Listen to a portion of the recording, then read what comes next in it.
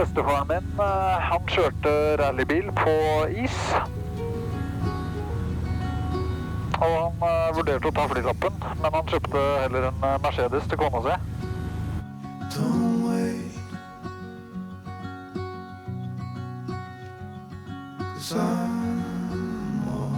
Oi, se der. Det er en fotballbane der nede, ja. Det er helt sykt. Det er helt sykt at det er en fotballbane der nede. Det gir faktisk ingen mening.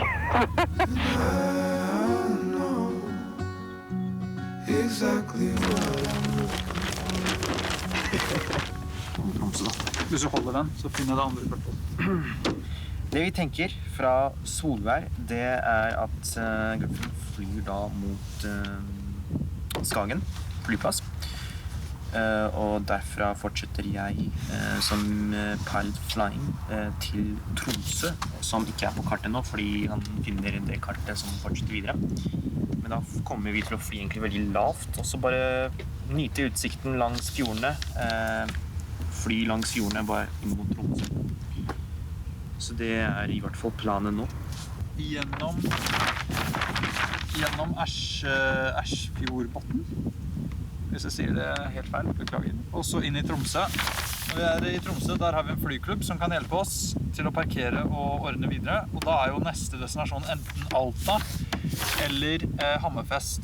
Honningsvåg blir vanskelig. Vi kan kun lande der egentlig innenfor åpningstiden. Vi kommer ikke inn og ut utenfor åpningstiden. Så jeg foreslår at vi kommer oss til Tromsø. Ja, Tromsø må først og fremst. Fordi været i dag er veldig dårlig.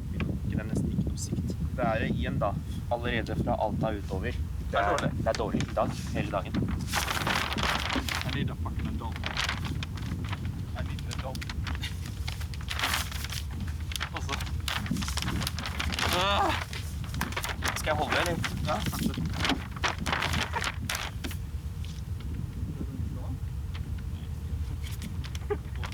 Det er helt feil.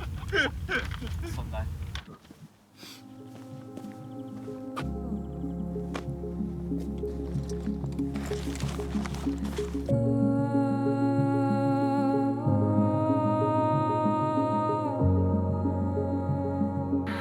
Alltid visst at jeg ville bli pilot på et eller annet vis. Enten om det var... Da jeg var ung, så fløy jeg videre Norge rundt 2 somre på rad. Jeg hadde sånn Norge rundt-billett. Og da bare brukte jeg... Altså, helt seriøst, jeg brukte kanskje 8-10 timer hver dag i et lite Widerøe-fly. Bare for å få følelsen av fly hele dagen. Jeg tror det var på det tidspunktet jeg bestemte meg at jeg kommer ikke til å bli en kommersiell flyver, men jeg må fly. Det er en helt annen følelse når man sitter bak spakene og vet at du som en pilot driver en sånn type maskin alene. Og det kunne jeg egentlig aldri tenkt på da jeg var liten. Så det at man får den muligheten da, til å kunne fly et fly selv og være en pilot, det gir jo bare meg ytterligere motivasjon til å kunne fortsette med det videre langsiktig.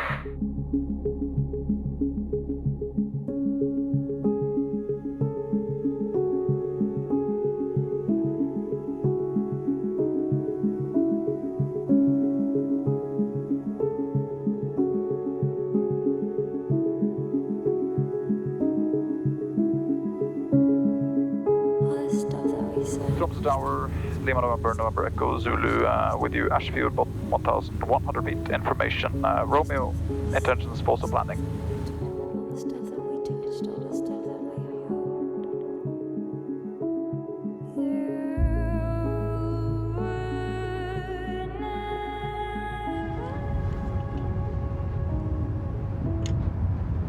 Det var deilig å være her, altså.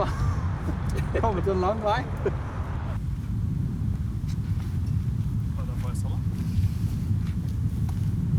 Det er for kaldt for han. Glemte jakka si. Den er mye brukt den her til skoling. Ja, den ser ganske rå ut da. Den er fin.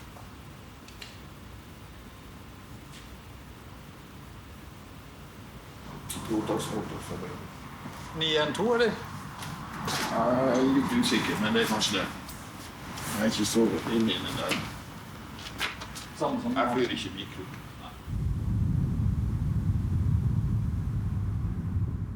Vi flyr et lite småfly rundt Norge, og vi har akkurat kommet oss opp til Tromsø her, på Norge Rundt-tur. Og så hadde jeg litt spørsmål angående været her i Nord-Norge. Fordi vi har håp om å kanskje fly ut til enten Hasvik, Honningsvåg eller Alta i kveld eller i morgen tidlig. Og så ser vi nå at været der oppe ganske dårlig. Vi flyr VFR, så vi er jo avhengig av litt god sikt. Ja, det har jeg jo, skal vi se her, men skal vi se, så det ikke så mye bedring i Alta for eksempel, men det vel først til, ja, i morgen at det begynner å bli særlig Vi prøver å komme oss litt lenger nord, da. Og da jo spørsmålet bare hvor tidlig det begynner å... Eller om det noe håp for... la oss si vi tok av fra Tromsø 5 eller 6 på morgenen. Om det hadde blitt noe bedre da i... for eksempel Honningsvåg eller Mehamn. Ja, det nok litt for tidlig til at det noe særlig bedring på Honningsvåg og Mehamn, altså. Det ser nok ut som det forholdsvis havskyløkene der også liksom tidlig på morgenen, så blir det nok ganske bra sånn fra midt på dagen omtrent.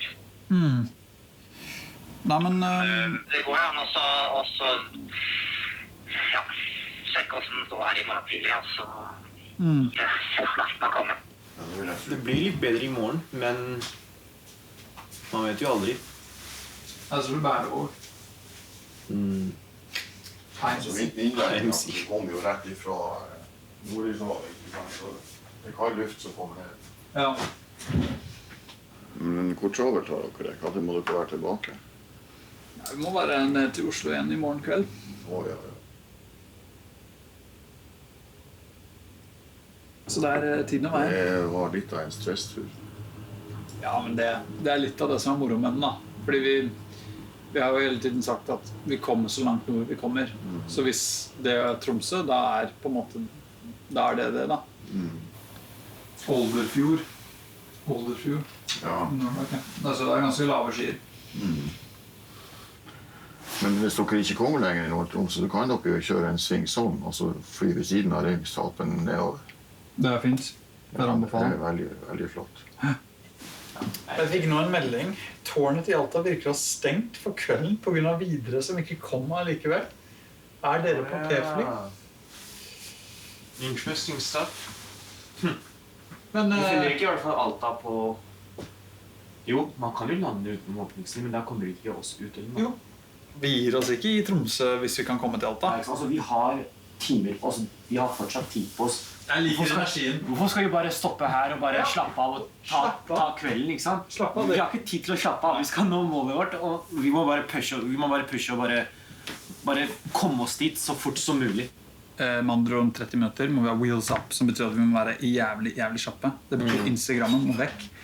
Fokuset må på. Okay, guys, are you guys ready? Let's go. Flight plans in.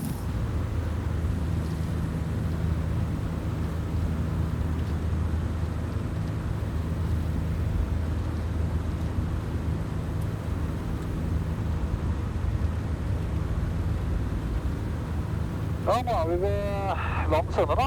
Dette Nord-Norge. Dette definisjonen på vakre Norge. Det helt sprøtt å tenke på at vi her. Altså, det bare å se på kartet, på en måte. Vi startet der nede. Og vi på helt toppen der. Der startet vi, og her vi. Det helt vilt å tenke på. Det helt vilt.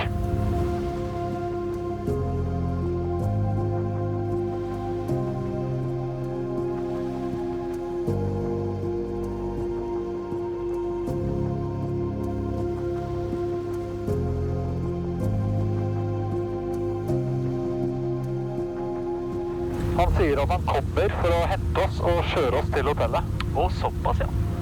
Slippe oss ut og ta oss med rundt og sånn. Det ganske rått, synes jeg.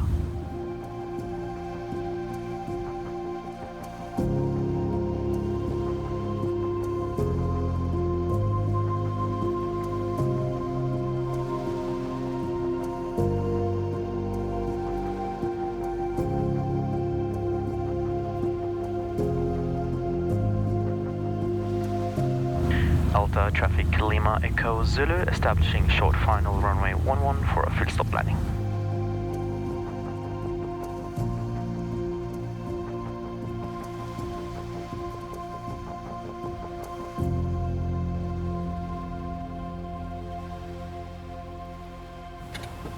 Fin flyplass, den.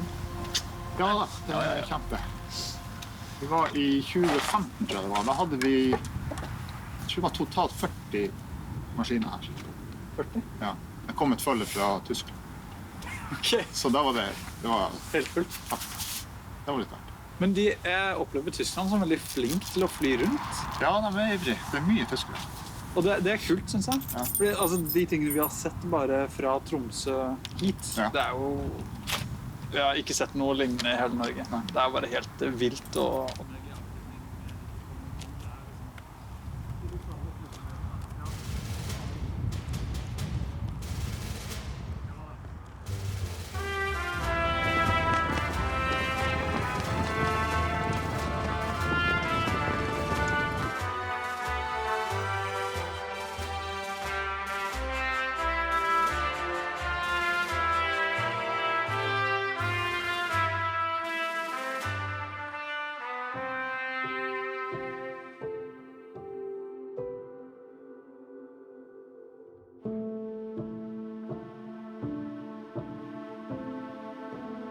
Lave skyer, det har bare blitt verre frem til nå, så vi kan jo anta at det bare er lave skyer over Honningsvåg også, så da må vi ta en call når vi kommer dit, og når vi gjør vår overfly av rullebanen, og når vi ser på flyplassen, da må vi bestemme oss om vi skal prøve eller ikke, fordi det ser ikke bra ut nå.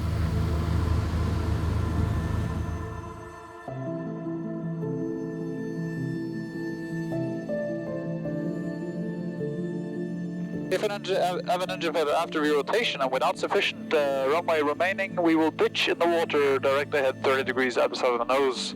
Engine failure after re-rotation and with sufficient altitude, which we probably won't have due to the low clouds, we could attempt to come back to the airfield, but most likely in case of an engine failure after re-rotation, we'll be ditching in the water.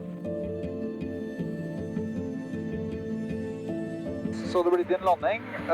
Vind kommer fra vest. Vi tar rullebane 2-6. Utfordrende fordi rullebane 2.6 er høyere, threshold er høyere enn andre siden av rullebanen. Med andre ord, vi har en nedoverbakke. Vi har en våt rullebane, det er fukt på bakken, og vi har 800 meter landing distance. Så vi er helt avhengig av å komme oss ned hjulene på bakken innenfor Widerøe sine go-round markers.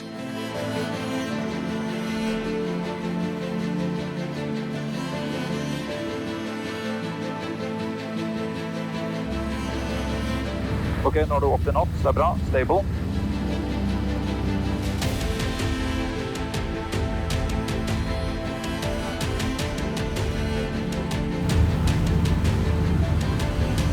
Go up. Flaps take off.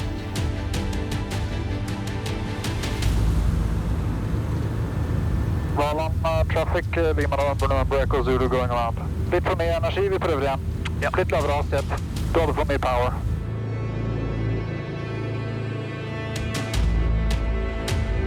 Veldig bra.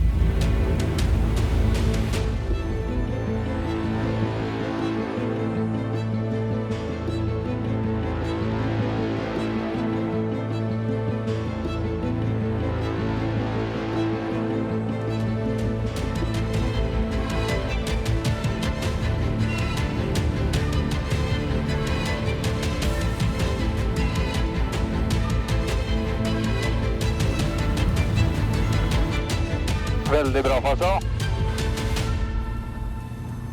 Pust. Nå er vi her. Nå er vi her.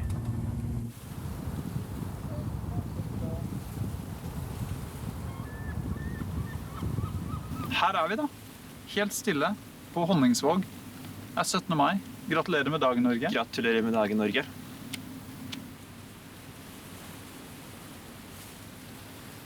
Lima Echo Zulu, our intentions will be to remain on frequency and commence orbits over Nordkapp.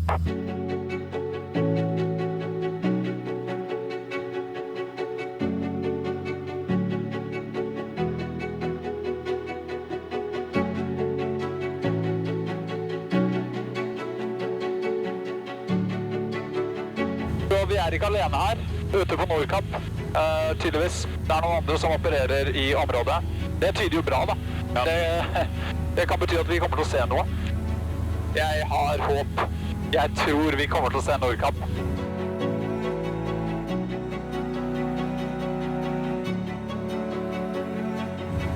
Når vi kommer rundt denne svingen her, dette her Nordkapp. Der ligger Nordkapp. Det ligger i skyer.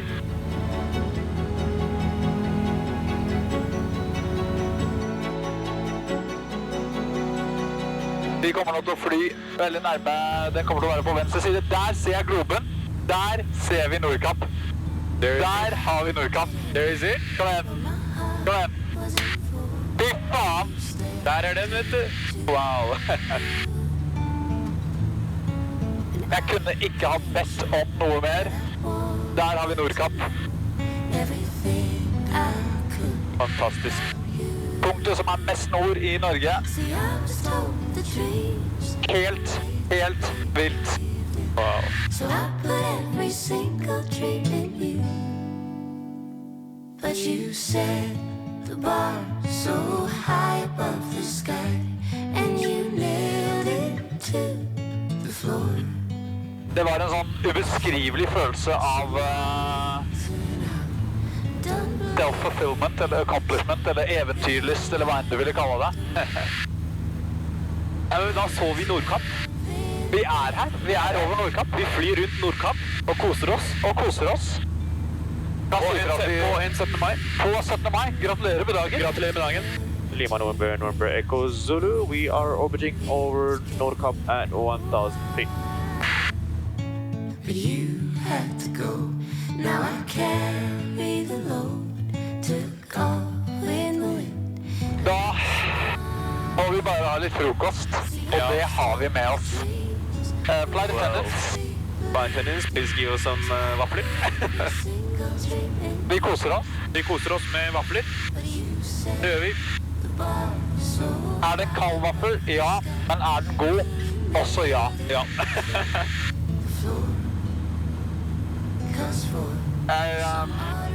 Jeg litt tatt for ord, ja.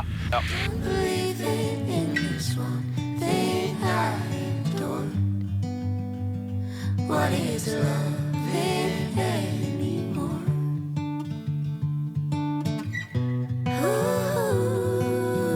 Lima November Echo Zulu, og ha en riktig god 17. mai. Takk det samme fra oss.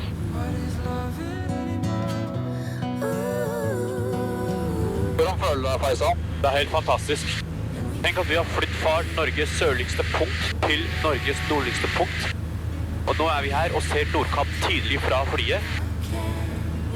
Oh yes.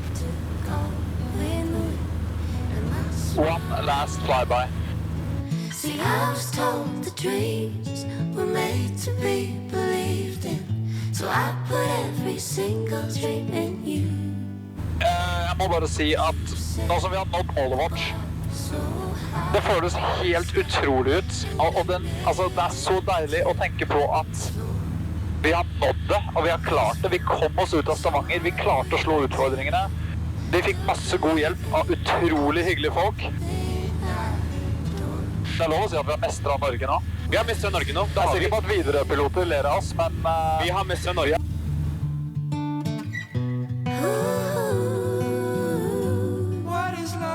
Med en god planlegging og godt samarbeid mellom oss, så klarte vi det. Vi har klart å nå målet sammen. Ja.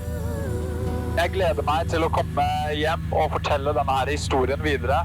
Jeg gleder meg til å være inspirert selv.